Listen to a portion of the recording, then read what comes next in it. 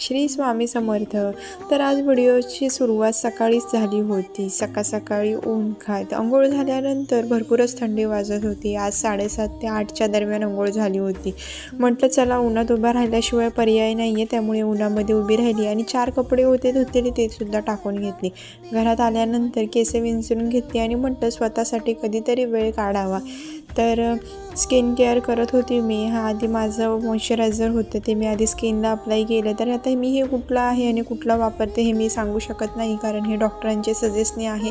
डॉक्टरी आहे हे मॉइश्चरायझर, म्हणून मी काही हे सांगू शकत नाही. आणि म्हटलं कामं तर आहेतच मागे आणि घर बऱ्यापैकी खाली झालेलं आहे आता, आणि जास्त मोठ्याच वस्तू आहेत घरामध्ये.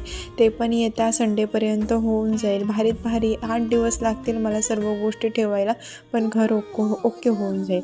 मॉइश्चरायझर लावल्यानंतर अजून एक दुसरी क्रीम होती, तीसुद्धा अप्लाय करायची होती मला फेसला. तर ही सुकल्यानंतर मी ती अप्लाय करणार होती. तर भरपूर दिवस होते आपले मिनी ब्लॉग आले नव्हते. तर म्हटलं चला आळस करून चालणार नाही आहे, आपले व्हिडिओ आपल्याला शूट करावे लागणार आहेत, म्हणून मी घेतला होता हा व्हिडिओ काढायला. तर इथे मी करत होते दुसरा यूज.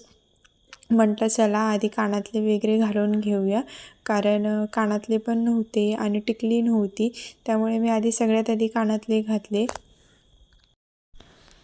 आधी कशी दिसत होती आणि जेव्हा हा पूर्ण शृंगार करते तेव्हा काही बाईचा लुक चेंजच होतो, तसंच काहीसं आहे माझ्यासोबत पण. आणि टिकली मी आता 000चीच लावते, कारण मला स्वतःला 00ची टिकली काहीतरीच मोठी वाटत होती त्यामुळे. तर हीच मी कंटिन्यू करणार आहे, भविष्यात बघू.